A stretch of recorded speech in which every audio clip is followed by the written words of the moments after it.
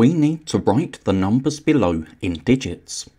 So here we have numbers written in words, and we can see that in each of our numbers we have the word 1,000, and that tells us that our number will be at least 4 digits. So first we have 4,825. So we can write 4 as our thousands digit, and then we can write 825 as 825. Now we have 9,200.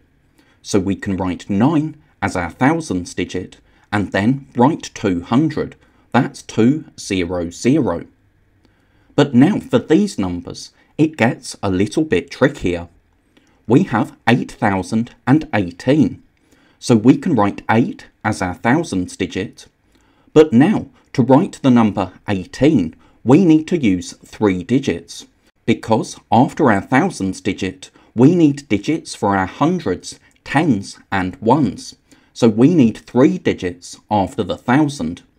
So for 18, we need to write that as 018, so with a 0 as our hundreds digit. And now we have 5,005. So we can write 5 as our thousands digit, but now we need 3 digits after the thousands. So to write the number 5, we need to write 005, so that we have 3 digits after our thousands digit. Notice for these first 2 numbers, we had a comma after the word 1,000, but for these last 2, we didn't. And that's because for these first 2 numbers, our digit after the thousands was not a 0. So here we had 800s, and here we had 200s. But for these numbers, we didn't have a comma after the word 1,000, because for these numbers, we didn't have any hundreds in our number.